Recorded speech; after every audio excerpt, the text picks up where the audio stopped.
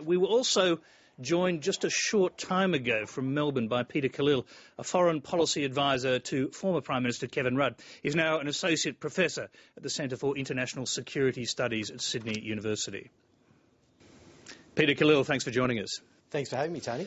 You were in Cairo just a few weeks ago, and you've still got quite high-level contacts there. What are they telling you now about the pro-Mubarak demonstrators in Cairo?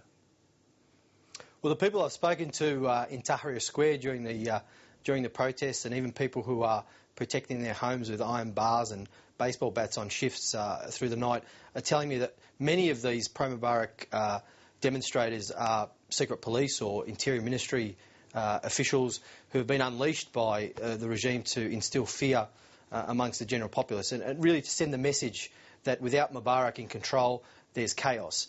I don't think that will eventually work. I think it's quite cynical by the regime, and I think it's a very desperate move that we're seeing, and the violence is getting much worse. Robert Fisk is calling it Hosni Mubarak's counter-revolution. Would you agree with that?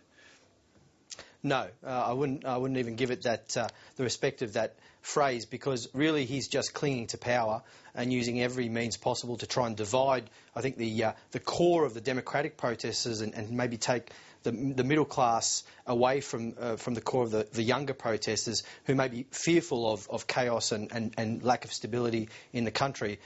He may have some success in that, but I think most people see through it. And in fact, they caught a lot of these looters and some of the pro-Mubarak demonstrators with ID badges which showed that they were police officers. Is it clear now to you that Hosni Mubarak intends to dig in and try and stay in power no matter the cost in violence and blood? Look, I think, Tony, he's going to hold on as long as he can. He's going to cling to power. He's been an absolute ruler for 30 years. He's been in complete control. I find it very unlikely that he will just step down as easily as, say, President Ben Ali did in Tunisia. I think the caveat to that, of course, is immense US pressure. If the administration really pushes him, they may be able to find him a somewhat of a respectful exit, I suppose.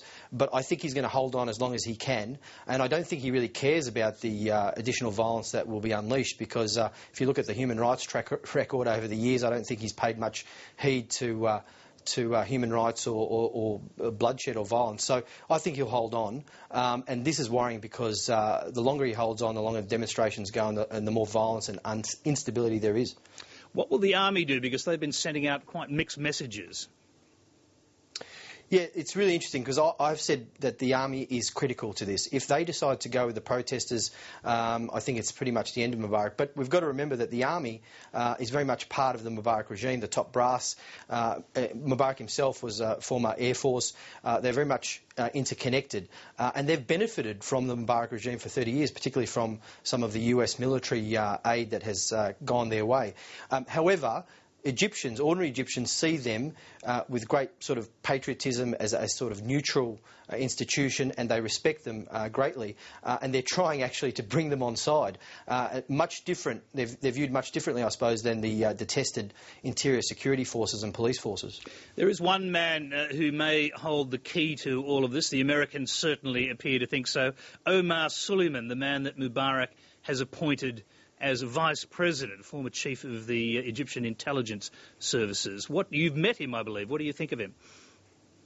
Look, I was struck, Tony, by the fact that apart from all the other Egyptian ministers we met on a couple of trips who basically were, quite frankly, puppets of Mubarak, Omar Suleiman, even 6 or 7 years ago, was able to make decisions on the spot without referring the question to Mubarak. So he had real power within the regime. He's known as Mubarak's consigliere. He's also very highly regarded, if not respected in some circles, within the US administrations of the past 10 years, and also with the Israelis because of his work on some of the Israeli-Palestinian issues. And he's very close to the CIA, of course, as an intelligence head. He's ruthless, but he is effective. And I think what he does over the next couple of weeks will be critical to how this transition plays out. We heard from Martin Indyk last night that the Americans would like him to help get rid of Mubarak and remain as a transitional leader to bring forward elections as quickly as possible. Yeah, I think the Obama administration obviously has tilted towards the protesters and the understanding that Mubarak is likely to be finished. So what they want to see is a peaceful transition and a period of stability with an interim government. If Suleiman's that guy with Baradei and with other opposition groups as part of that caretaker period, I think they would be happy with that. What the real risk is, of course, is the longer that Mubarak himself holds on, the more chance there is of instability and violence continuing. And I think Suleiman himself also is inherently risky because the protesters, the core of the protesters, won't accept him either. They want to see him gone as well because he's part of the hated regime. So it's going to be very interesting to see what he does.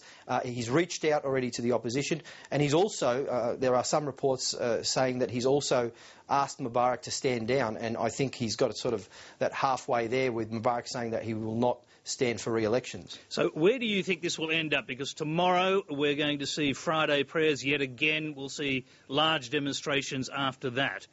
This could be a crunch point if the army steps in particular.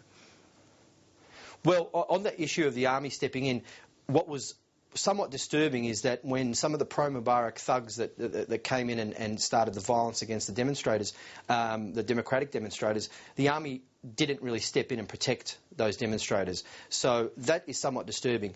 I think Fridays are traditionally the day of protest. As you said, after Friday prayers, hundreds of thousands will go out. I think this is going to continue. And I think what's going to happen in the future is that there will be some sort of interim caretaker government. The key issue that I see is whether the elections are free and fair and whether there's actually time and space for the opposition parties to actually, the secular opposition parties, to actually develop, grow and establish themselves. Because if they don't, the Muslim Brotherhood, which are very well organised, although they don't have a majority and I don't think they'll win a majority in an election, will be at an advantage if elections are held tomorrow. So there needs to be a period of space and time. And there is a great fear amongst, for example, the Coptic minority, the Christian minority and other moderate Muslims in the country that there will be an Islamist takeover in this period of instability. Peter Khalil, we'll have to leave you there. We thank you very much for joining us. Thanks for having me.